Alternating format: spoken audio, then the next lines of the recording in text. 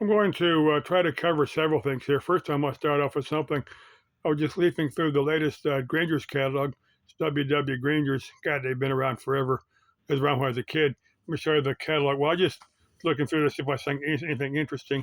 And I don't know if you can see that. Those are chemical suits. And just what came to mind is that, let's say you were part of a protest group. They started using gas on you. If you had one of those on, you could just march right through the gas, like tear gas or CS gas or something like that. You could just march right through there and it wouldn't have an effect on you. Of course, most people probably aren't going to be walking through. This is, let me show you how thick this crazy thing is. You can see, these are free. Just walk into a Granger's and they'll hand you one.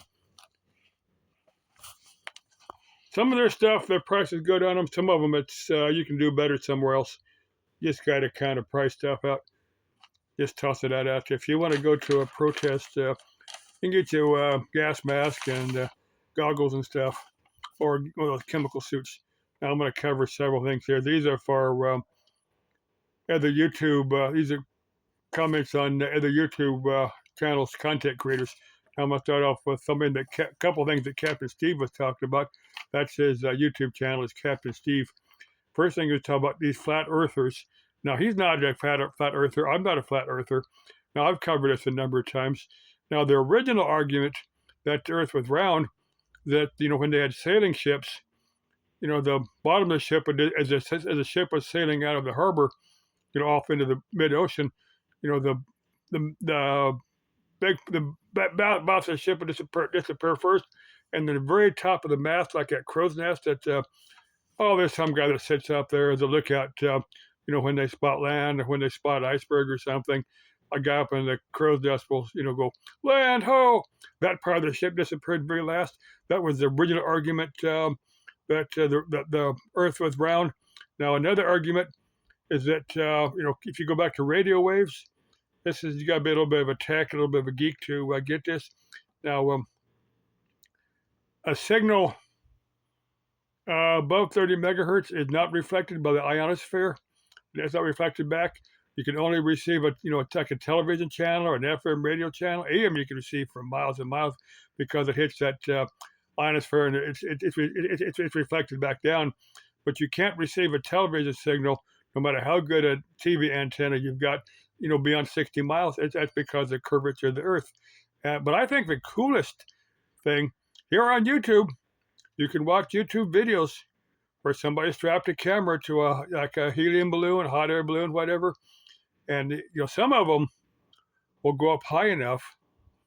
You can watch the sky go from blue to black, and watch the Earth, that's somebody else. I'll check that later. But you can. These are YouTube videos where you can watch the Earth start to curve. They go up high enough for you to see the curvature. That's some of the coolest argument. For the fact that we live on a sphere, we live on a big round ball. What's one of the astronauts called the big blue marble? Maybe that was Carl Sagan. I think, did Carl Sagan say we lived on a big blue marble? It was some famous person said we lived on a big blue marble. But anyway, now another thing that Captain Steve was commenting on. I'm guessing these are AI generated videos. Down in Mexico, it showed a bunch of planes on fire, like in Puerto Vallarta or some of the major airports down there. I'm guessing these are AI because it's not breaking news on the major networks. I'm guessing that's just all AI generated videos. You got to be careful with AI. Let's see. Let me cover. For Prince Andrew, this is for Mark Felton. That's his YouTube channel. He was covering. Now, I don't think Mark Felton's.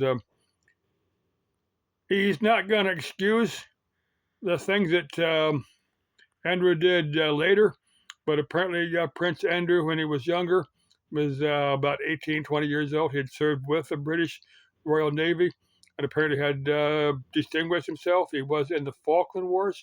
If you remember that from the early 1980s. Prince Andrew was a helicopter pilot on one of the, had helped deflect like Exocet missiles. Or you go to Mark Felton, that's his YouTube channel. He'll cover Prince, Prince Andrew. He's not forgiving him. He just kind of covering what he did early in his career, early in his life. But anyway, yeah, it's kind of cool that he was. I think he retired.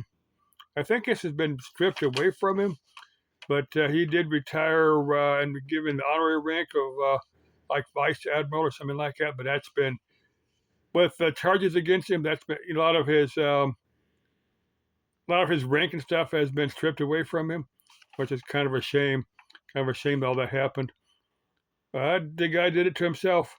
That's Mark Felton. If you want to watch his, let's see, I'm trying to. The Pleasant Valley Wars. I had heard about this. This is here in Arizona, around the area called Young, Arizona. At one time, that was called the Pleasant Valley, Arizona. But it's probably Young now. But this goes back into the late 1800s. There was a very, very bitter land war. Killed a bunch of people. I've heard like up to 50 people. And I'd heard about this a number of years ago, and I'd forgotten about it. But the guy that has the Sidetrack Adventures channels, it's Steve. I don't know his last name, but it's if you want to watch this, it's Sidetrack Adventures latest video. But anyway, he's talking about the Pleasant Valley Wars. Well, Steve went up to Pioneer Village. That's just north of Phoenix. That's on my bucket list to get back up there. Last time I was up there, I was in grade school. I'm surprised that's still there. What they did,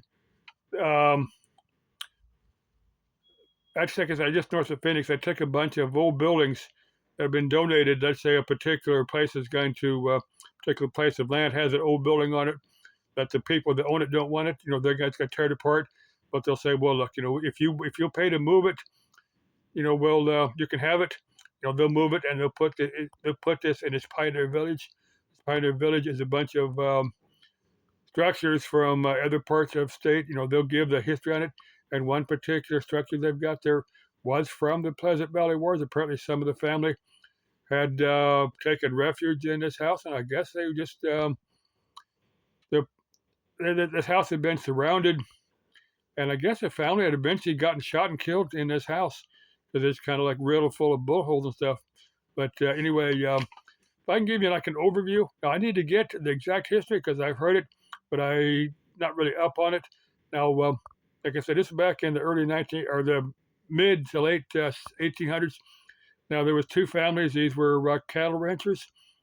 Well, one family had brought in a herd of sheep, and that's there's different theories on this, but lots of the cattle people don't like the people that raise sheep. They believe that the sheep will burn the land. They'll pull up all the plants by the roots.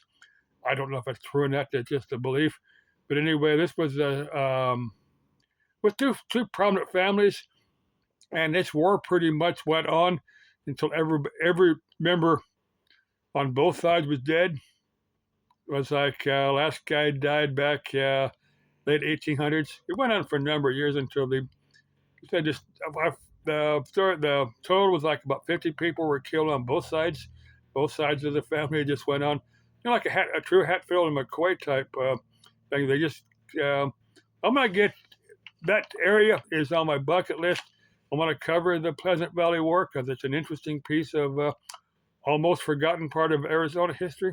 Probably only a few people out there that know the story. The reason I remember it, now I bought a book a number of years ago and it covered these trails that you could, there were maybe 10, 20 mile, driving trails that you could go through the state. And one of them was Pleasant Valley. It kind of covered the Pleasant Valley War. And I think that's kind of an interesting piece of almost forgotten history. But anyway, yeah, it's on my bucket list to get up there by Young, cover that area. And the Pioneer Village is on my bucket list to go there after probably 60 years. I probably haven't been there, 55, 60 years, something like that. Last time I was there. I'm surprised it's still open. But anyway, ciao, bye.